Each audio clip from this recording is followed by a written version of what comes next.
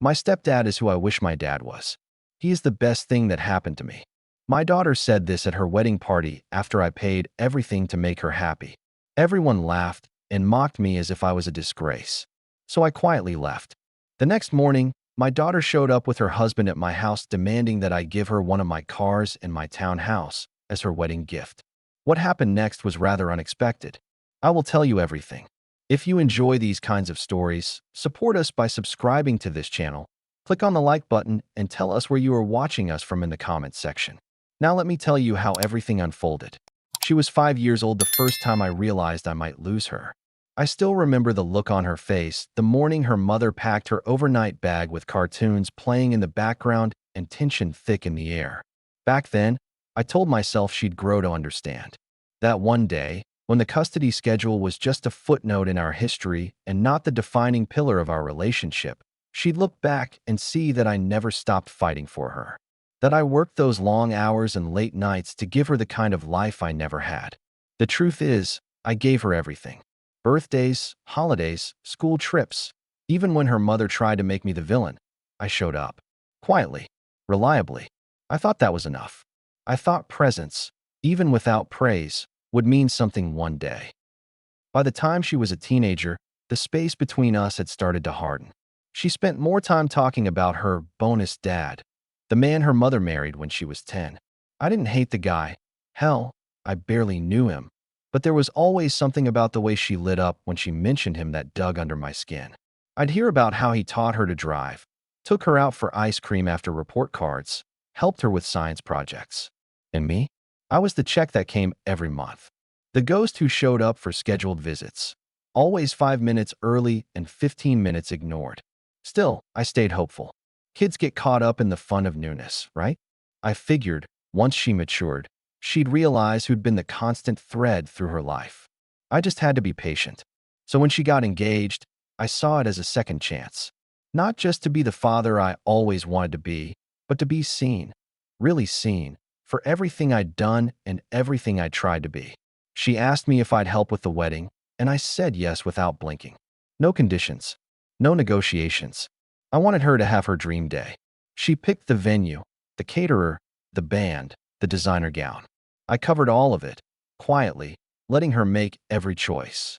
When people asked who was paying, she'd just smile and say, "We've been really lucky." I didn't mind. Not then. I figured she was just being modest. I told myself that the joy on her face when she walked down that aisle would be thanks enough. I remember standing in the back during the reception, watching her dance with her new husband, thinking how grown she looked. How radiant. For a moment, it felt worth it. Every late payment to my own mortgage so I could cover another vendor deposit. Every time I bit my tongue when she compared me unfavorably to her stepfather. I sipped my drink and smiled, thinking, this is what fatherhood looks like. This is the reward. I was wrong. So painfully wrong. The moment came during the speeches. She took the mic after the cake cutting, her voice trembling with emotion. She thanked her bridesmaids, her new in-laws, her mother. Then she looked at her stepdad, who sat just a few feet from me, and said with tears in her eyes, "You've been the best thing that ever happened to me. You're the reason I am who I am today. I wish you were my real dad." The room erupted in laughter and applause. I didn't even realize I was holding my breath until it punched its way out of me. My face flushed, my stomach flipped, and I stared at my half-finished wine glass like it might explain what had just happened. She didn't even look my way. Not once. It was as if I wasn't there. Everyone was expecting my next move. And I'm going to tell you soon. If you have enjoyed the story so far, support us by clicking on the subscribe button to join our big family of story lovers. Thank you for your support. I walked out before anyone could see me fall apart. No goodbyes. No scene. Just slipped through the side door into the night air, the laughter still echoing behind me. That's the kind of man I am. Always taking the high road. Always giving the benefit of the doubt. But as I sat in my car outside the venue, watching couples stumble out in heels and tuxedos, I felt something inside me calcify. Something that had been soft for far too long. I realized I wasn't just disappointed. I was done. And yet, nothing could have prepared me for what came next. The morning after the wedding, I was still trying to find words for the ache in my chest. Sleep had barely visited me. Instead, I lay in bed staring at the ceiling fan, replaying her words over and over. I wish you were my real dad. Every syllable echoed like a sledgehammer against the years I'd spent trying to matter to her. My phone buzzed several times through the night. Messages from my sister, a couple of cousins, even an old friend who'd been at the reception. Most of them read the same way. Are you okay? That was rough. She didn't mean it like that. But none of them helped. The one person I wanted to hear from, the one I'd sacrificed so much for, said nothing. No apology. No explanation. Just silence. So I took it for what it was. An answer. I hadn't even made coffee yet when I heard the knock. Firm, impatient, as if I owed someone my time on a Sunday morning. I opened the door expecting a neighbor or maybe a delivery mix-up. Instead, I saw her standing there, still in full glam from the night before, though the curls had fallen and the makeup was slightly smudged. Her new husband stood beside her, hands in his pockets, wearing a smug half-smile that told me everything I needed to know about how this conversation would go. "We need to talk," she said, pushing past me without waiting for an invitation. I didn't stop her. I wanted to hear what she had to say, even though my gut already told me it would be the final nail in whatever was left of our relationship. She sat down on the couch like it was hers, looked around the house she hadn't visited in months, then turned to me and said it like she was reading a grocery list. "We want the townhouse, the one you have in Edgewater, and one of the oddest, as a wedding gift. It's the least you could do for me. It's my right, Dad." She said that last word with so much entitlement, it made my stomach turn. Not a thank you. Not an acknowledgement of the thousands I had just spent to give her a magical wedding. No emotion, no remorse, just a demand, like I was some kind of bank account she could access at will. Her husband didn't even look surprised. He nodded, like this was a reasonable request. Like they were doing me a favor by showing up in person to collect. Something snapped in me. Not rage, no yelling or dramatics. Just a clean, decisive break from the years of being walked over. I stood there, arms crossed, and stared at them both until they started to shift uncomfortably. "You humiliated me," I said, my voice low but steady. "In front of everyone. You pretended I didn't exist. And now you want more from me." Her face scrunched in disbelief, as if she couldn't fathom why I wasn't immediately handing over the keys. "I'm not your father anymore," I said. "You made your choice. Go ask your stepdad for a car and a townhouse. See what he says." She gasped, like I'd slapped her. Her husband opened his mouth to speak, but I raised a hand. "Get out. And don't come back." They left in a huff, of course, slammed the door, cursed me out on the way to the car. I stood at the window and watched them drive off, my chest tight, but my spine straight for the first time in years. It felt like walking away from a burning building. You don't think about the furniture or the memories you left behind. You just walk and breathe and promise never to go back. I made one more promise that day. I was done being used.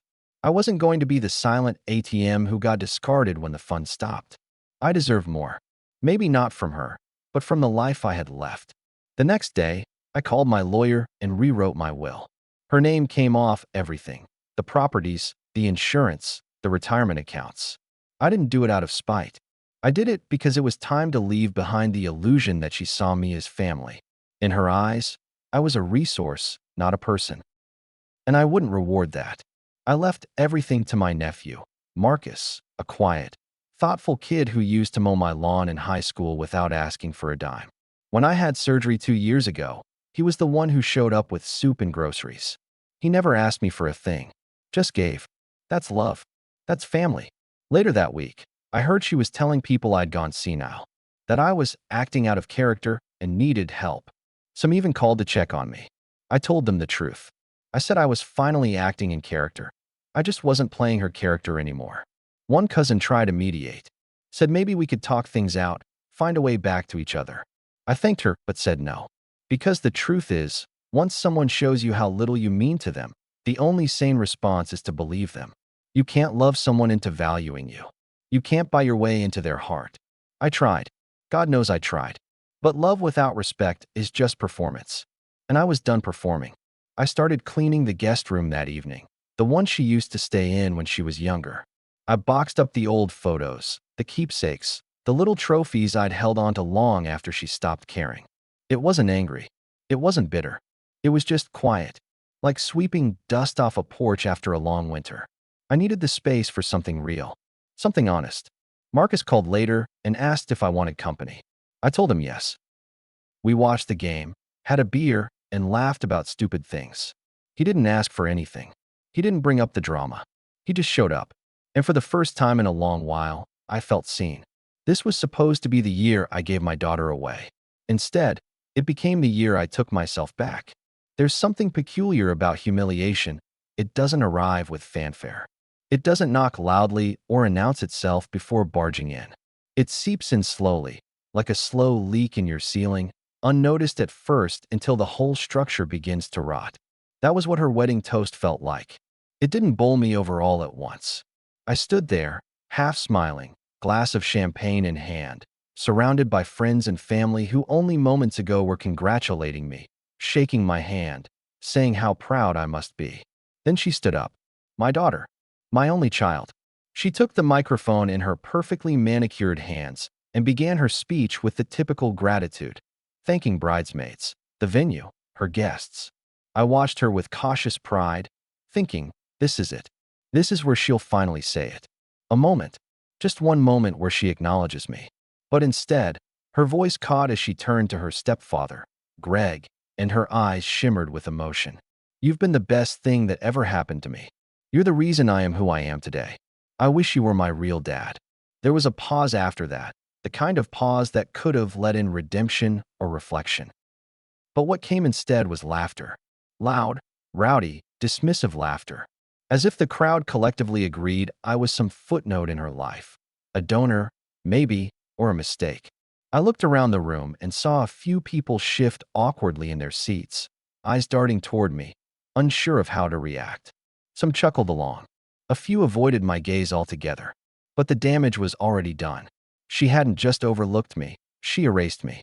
In that single sentence, she ripped years of effort, love, sacrifice, and presence from the record. And the part that hit hardest? She didn't even flinch. She went on with the rest of her speech like nothing had happened, while I stood there with a frozen smile and a gut full of broken glass. I stayed for another 30 minutes, maybe 40. I couldn't tell. Time started to move differently after that. I remember someone coming over and slapping me on the back, saying something like, kids, right? Always saying what they think. I nodded, offered a weak chuckle, but my insides were boiling. I wasn't just embarrassed, I was gutted. I had been holding on to this idea for years that maybe, just maybe, all my efforts would be acknowledged. That one day she'd look back and say, he never left. He always showed up. But in front of all those people, she made it clear, I was the man who happened to share her DNA, nothing more. So I walked out the side door. No speeches, no drama, no attention. I left the party I paid for, with the taste of champagne and shame thick on my tongue. Driving home, I didn't turn on the radio. I didn't answer the calls or texts that were already pouring in. I just gripped the wheel and drove through the night, headlights cutting through the dark like accusations. I kept asking myself what I did wrong. Was I too stern? Too reserved? Did I not hug her enough when she was little? Was I too focused on work? But every time I cycled through the doubts, I came back to one truth. I was there. Through every cold, awkward visitation drop-off. Through every scraped knee, every awkward school dance, every phone call that began with, Dad, can I showed up. Over and over again. Even when she made it clear she preferred Greg. Even when she stopped calling unless she needed something. I still answered. Still gave. Still hoped. And this was my reward. The thing people don't understand about being quietly dependable is that it's thankless. Loud love gets applause. Flashy gestures get remembered. But showing up, day after day, without reward or recognition, that gets overlooked. And in that moment, as I parked my car in front of my dark, quiet home, I realized I'd been living in a fantasy. I had told myself she was just going through phases. That one day, when she was older, she'd look back and finally see me for who I was. But the wedding toast wasn't just a moment. It was a revelation. She had already chosen who her father figure was. And it wasn't me. I sat on the edge of my bed, still in my suit, staring at nothing. My phone lit up beside me. More texts, a few missed calls. One was from my sister. She didn't mean it like that. It said. I didn't respond. What was there to say? That it was fine? That I understood? Because I didn't. For the first time, I felt truly alone. Not in the physical sense. I had friends, family, a life. But alone in the way that a man feels when he realizes the one thing he thought he mattered most to has moved on without him. I had been holding on to an identity, a role, that was no longer mine to claim. And the grief of that loss was heavier than I'd anticipated. I barely slept that night. I just laid there, eyes fixed on the ceiling, waiting for some sort of clarity. And somewhere between 3 and 4 a.m., it hit me, not like a bolt of lightning, but like a slow, painful realization that climbs up your spine and settles into your bones. I was done, not out of anger, not out of spite, but out of necessity. I could no longer pour myself into someone who saw me as disposable. I had done my part. I had loved her in every way I knew how. And now, I had to let go, not for her sake, but for mine. That moment, the realization that I was finished trying, didn't bring relief. It brought mourning.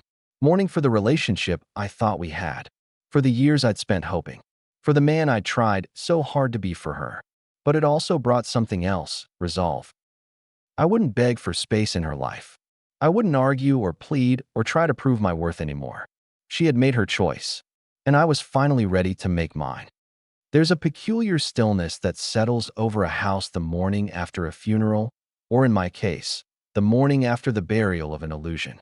That Sunday morning light filtered through my blinds like any other day, but it couldn't pierce the heaviness draped across my chest. The wedding had come and gone. The money was spent. The guests had danced and laughed and toasted her real dad. And now the quiet sat with me like an unwanted roommate. I moved through my kitchen in a haze, still in the dress pants from last night, shirt half unbuttoned, unsure if I even had the appetite for coffee. I wasn't angry yet. That would come later. I was still in that numb place where grief wears the mask of fatigue. My daughter had looked me in the eye. Well, not really. She hadn't looked at me at all, and told the world who she thought deserved the credit for raising her. And I was left behind, like an afterthought, like furniture left on the curb with a free sign taped to the front. I sat at my kitchen table, silent, the silence itself screaming louder than any wedding DJ ever could. I think part of me knew they'd come. I felt it before I heard the knock. Something in the air, the shift in energy. Not the kind of knock that said, "We're here to apologize," but the kind that signaled entitlement. You can always tell the difference. I opened the door, and there they were, newlyweds, though they looked more like real estate agents than a couple in love. She had her phone in her hand, barely looked up from it, and he wore that smirk I had started to hate the moment I saw it at the rehearsal dinner. There was no warmth, no regret, no awareness of the previous night's sting. "We need to talk," she said, breezing past me like this was her house. No hug. No, "Dad, I'm sorry. Just business." Cold and calculated.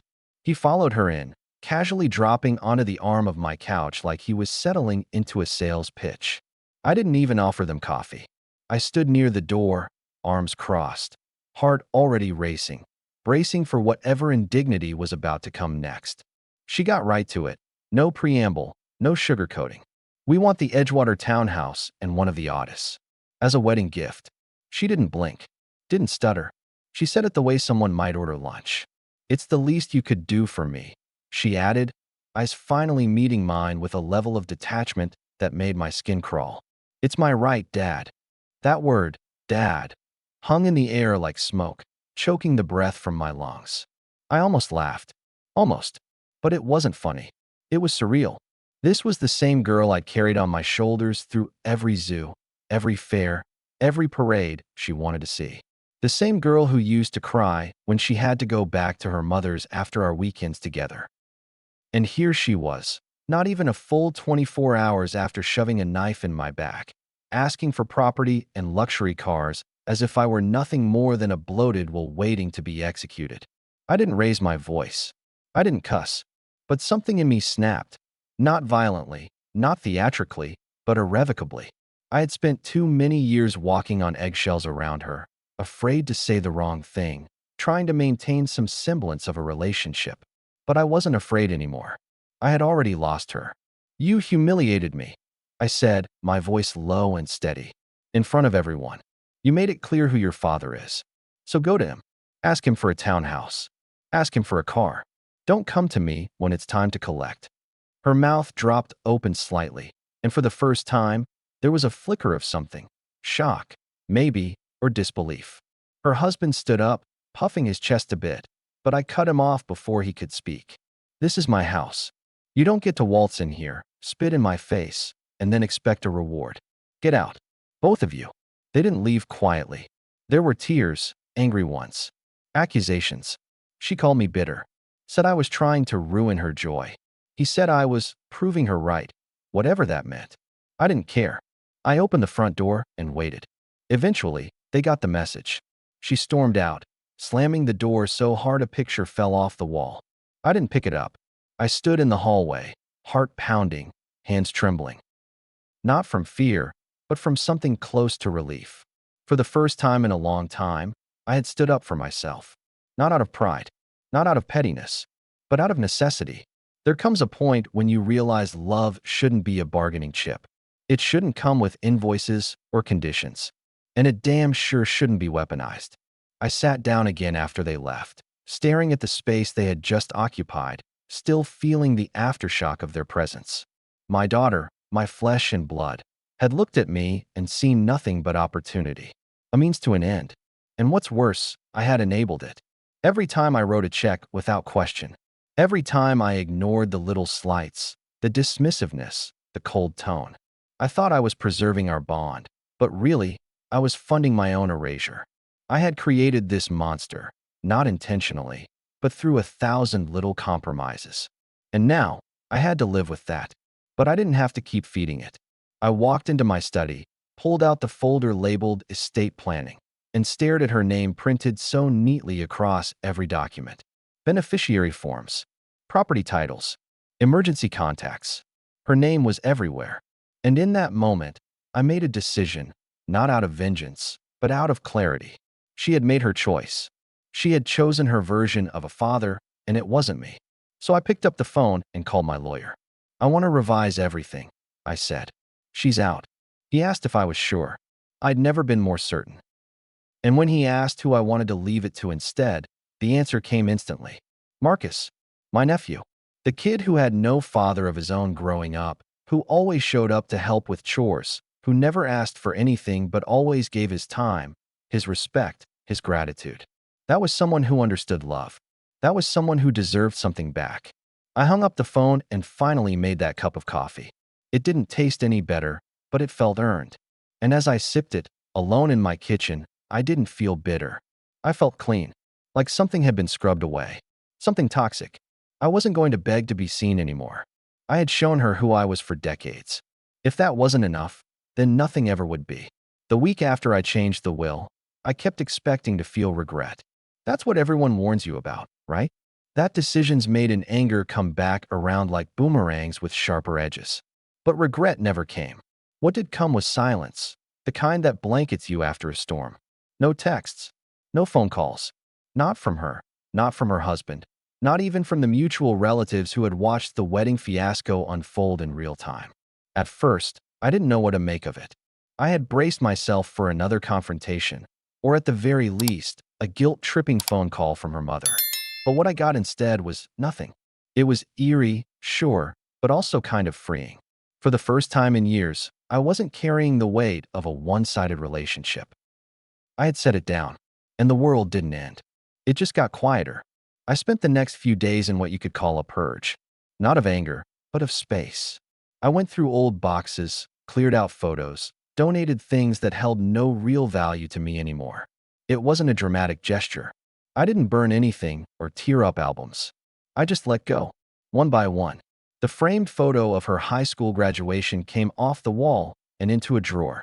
The best dad mug she'd given me when she was 8, a relic from a different time, went into a box marked donations. It felt like cleaning out a room after someone moves out for good. And in a way, that's exactly what I was doing. She had left long before that wedding toast. That night just made it official. It wasn't long before the news of the will change started circulating. I didn't tell anyone myself, of course. But in families like mine, Information spreads fast, especially when money's involved. I suspect the lawyer's assistant said something to someone, who then said something to someone else, and within 3 days I was getting sideways glances and carefully worded messages. Hey, just checking in. How's everything going? Or, I heard a rumor, don't know if it's true. I didn't answer any of them directly. I just said I was doing fine. Because I was. Better than I'd been in years, actually. But peace, I've learned, makes other people uncomfortable, especially people who have benefited from your unrest. The first real fallout came when my sister showed up unannounced. She never does that. Usually, it's a scheduled call or a casual brunch once a month. But this time, she knocked on my door like she was expecting a fire. I let her in, poured her a cup of coffee, and waited. She didn't waste time. She's devastated, she said, referring to my daughter. She didn't mean to hurt you. It was just a stupid joke, bad timing. But to cut her out of everything? Isn't that a little extreme? I looked at my sister, the only person in our family who ever tried to see both sides, and I said, "You were there. You heard what she said. You saw how she looked at me. That wasn't a joke. That was a choice." She didn't argue. She just sipped her coffee and looked down at her lap. Because she knew I was right. We all did. That was the part that stung most. How easy it had been for my daughter to erase me in front of a crowd. My sister tried to mediate, of course. Said maybe we could do a family dinner, talk things out. She even offered to host. Let her explain, she said. Give her a chance. But the thing is, I'd been giving her chances her whole life. I gave her a chance when she started calling Greg Dad in middle school. I gave her a chance when she skipped Father's Day 3 years in a row. I gave her a chance when she asked me to fund her wedding but barely included me in the planning. I gave her every chance, every time. And what did I get in return? A public dismissal wrapped in a pretty bow. No, I was done giving chances. It was time she learned what it meant to lose something she assumed would always be there. That evening, after my sister left, I got a call from Marcus. He never calls late unless it's something important. Hey, Uncle, he said, his voice careful. I heard about the will. I just wanted to say thank you. But also, are you okay? And there it was, the difference. Not, why didn't you leave it to her? Not, what happened? Just genuine concern. No angle. No hidden agenda. Just love. I told him the truth. That I was okay. That I was tired, but clear-headed. That I needed to draw a line somewhere. And this was it. He didn't try to talk me out of it. He just said, I'm here. Whatever you need. And I believed him. Because Marcus had never once made me feel like a backup plan. A few days later, the backlash began. Online, of course. My daughter posted a long message on Facebook. One of those vague, emotionally manipulative monologues clearly designed to stir sympathy. She talked about toxic family dynamics, how some people will never forgive you for growing into your own person, and how money reveals true character. She never mentioned me by name, but she didn't have to. The comments were full of her friends and new in-laws saying, "You're so strong, and you don't need him anyway." It was like watching someone set fire to a bridge and then cry about the smoke. I didn't respond. I wouldn't give her the satisfaction, but I did read every word. Not because I cared what her friends thought, but because it confirmed everything I already knew. She wasn't sorry. She was wounded because the ATM machine had shut down, not because she had lost a father. That night, I sat in my study with the legal documents in front of me, clean copies, newly signed, notarized. Everything was official now. My assets, my properties, my savings. It was all going to someone who had earned it. Someone who didn't flinch when I needed help. Someone who didn't disappear unless there was something to gain. I looked at Marcus's name on the forms and felt something I hadn't felt in a long time. Peace. Not happiness. Not pride. Just peace. And sometimes, that's the best you can ask for. Not a fairy tale ending. Just the absence of noise. The end of the constant trying. Because there comes a time in every man's life when he has to decide, do I keep chasing approval from people who've already written me off? Or do I turn around and walk toward those who are actually waiting with open arms? I made my choice. And this time, it wasn't out of guilt or obligation. It was out of clarity. I had spent a lifetime trying to be her father. Now, I was choosing to be my own man. I thought things had already hit rock bottom after the wedding, the demand, and the will. I thought the worst was over. But if I've learned anything in this life, It's that family doesn't let wounds heal in private. They want spectacle. They want the chance to rewrite the narrative before it settles. The public reckoning didn't come through a dramatic confrontation or a surprise visit. It came through the slow, creeping venom of gossip. Whispers that slid through phone lines and across Sunday dinner tables, winding their way into church pews and barbershop chairs. And suddenly, I wasn't just the father who'd made a hard choice. I was the cold-hearted man who disowned his daughter for speaking her truth. That's how they framed it. That's the phrase that caught fire and spread. Not what she said, not how she humiliated me, but that I had overreacted. It was stunning how quickly the facts got warped. It started with my cousin Lydia, who sent a message that only made sense if you read between the lines. Families go through hard times, she wrote, but shutting the door forever is never the answer. I knew what she was doing. A soft rebuke disguised as concern. A moral high ground taken from the comfort of not having been in the room when my daughter all but spat on the years I'd spent raising her. I didn't respond, not out of pettiness, but because I was exhausted. Every word I'd say in defense would be twisted, misquoted, passed along like a bad game of telephone until I was the villain in someone else's version of events. They didn't want the truth. They wanted a clean story. And angry father punishes daughter for being close to her stepdad made a much neater headline than daughter publicly dismisses and uses biological father, then demands property as a reward. Then came the voicemail. Her mother. I hadn't heard her voice in years, not since our last court hearing when our daughter was 17. But there it was, crackling through my phone with the same venom she always reserved for me. You're doing exactly what I always knew you would. You're proving you were never fit to be a father. She needed you to love her unconditionally, and you turned your back. She didn't deserve this. I listened to the message 3 times. Not because I was unsure of what I heard, but because I was stunned by the gall of it.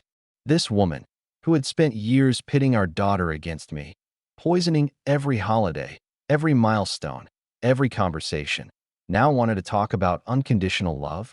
Where was that energy when I was scraping together money for school clothes while she and Greg were taking cruises? Where was it when she let our daughter ignore my calls and told her I only cared about money? Still, the words dug under my skin. Not because they were true, but because there had been a time I'd feared they might be. I had spent years questioning if I was enough, if I'd done enough, if my quiet presence and unwavering support could ever compete with the warm and fuzzy showmanship of her stepfather. And for a long time, I believed it couldn't. But that fear wasn't mine to carry anymore. I had shown up. I had loved her. I had provided.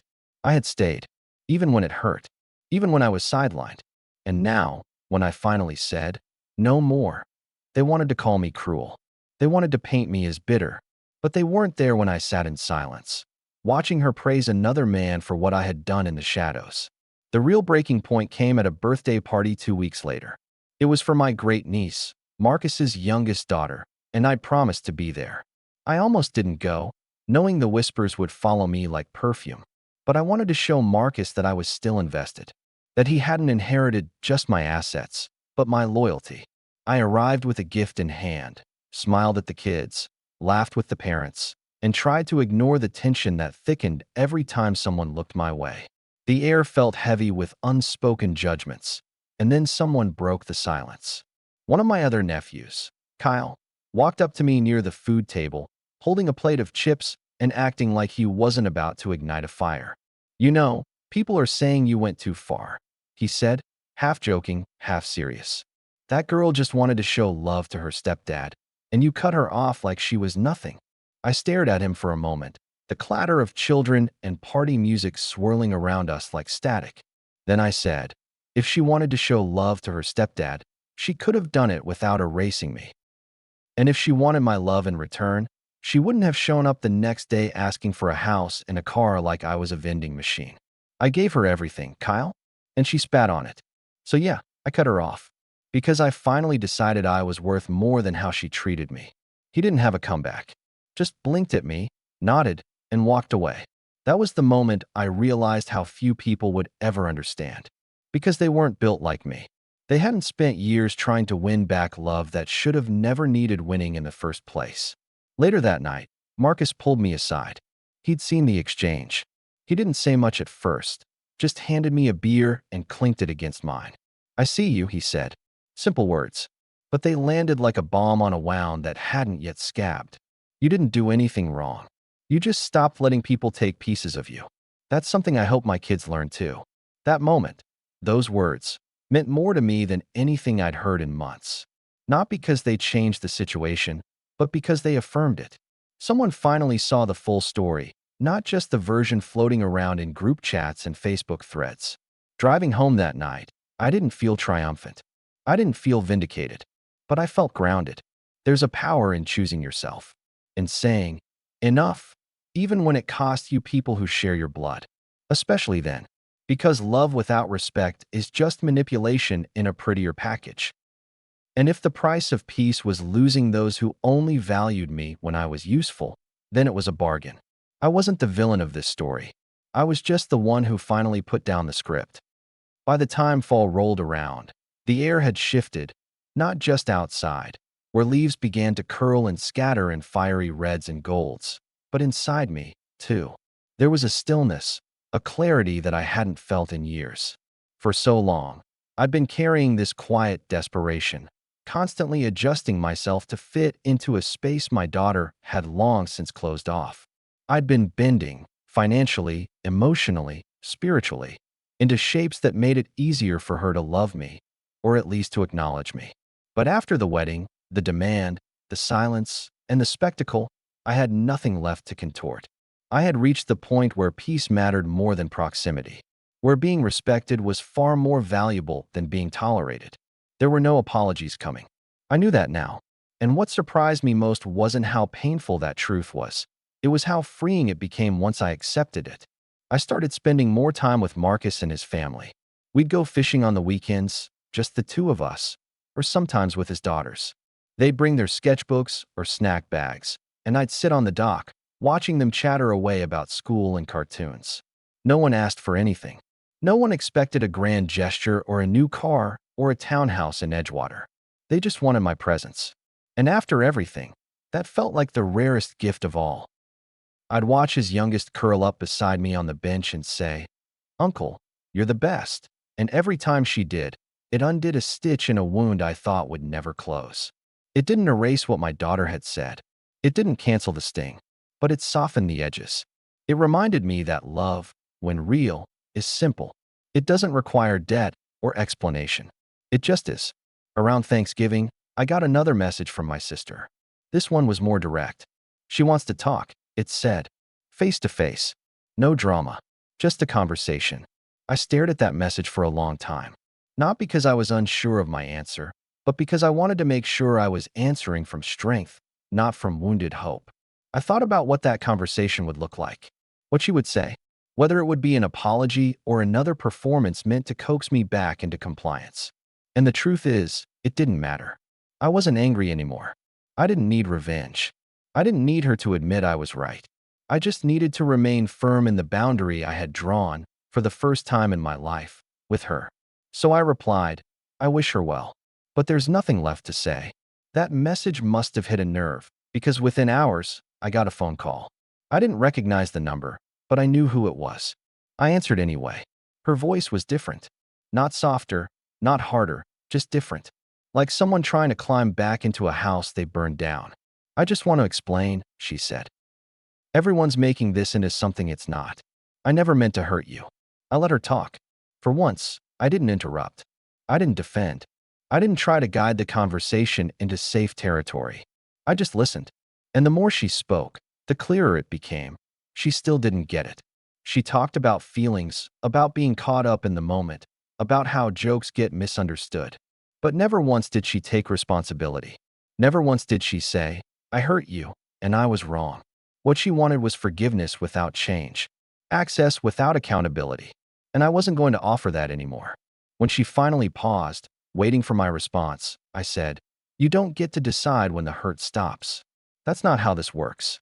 You want to reset without doing the work. And I'm not signing up for that again. She got quiet, then defensive. So that's it. You're just cutting me off forever. And I said, No, you did that. I'm just honoring it. She cried. I didn't. She asked if I was really leaving everything to Marcus. I said yes, because he earned it. And then, for the first time in our conversation, she went silent. A full 30 seconds passed. Then, with a small voice, she said, "Okay." That was it. Not okay as an agreement. Not okay as an understanding. Just a quiet, stunned acknowledgement that the door she thought she could always open had finally locked. That winter, I updated my Christmas list.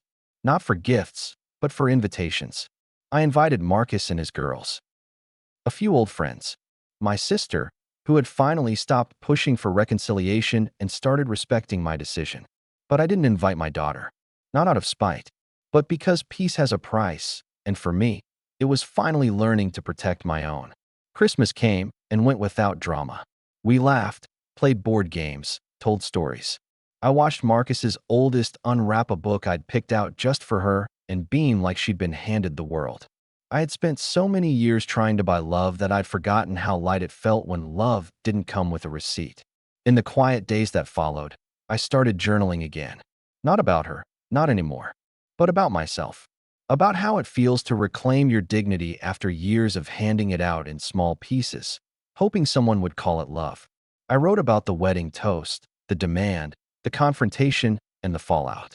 But I also wrote about the dock, the laughter, the silence that no longer stung. I wrote about boundaries, not as walls, but as doors with locks you control. And I realized something. I had spent so long being afraid of being the bad guy that I'd let myself be the doormat. I thought love meant endless patience. But now I know love also means self-respect.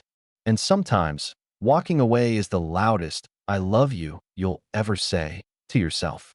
I don't know what the future holds. Maybe one day she'll change. Maybe she won't. But I've stopped making my peace dependent on her growth.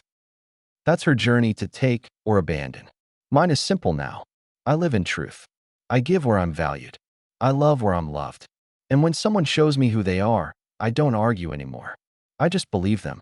If you've ever had to choose peace over people you love, I hope this story reminds you that you're not alone. Sometimes, the hardest thing we'll ever do is stop fighting to be seen by those who refuse to look. But on the other side of that pain is something powerful: freedom, dignity, and a life that finally belongs to you. If this story resonated with you, please like, share, and subscribe, and leave a comment below if you've ever had to walk away to protect your peace. Your voice matters, and your story deserves to be heard. See you soon in the next story.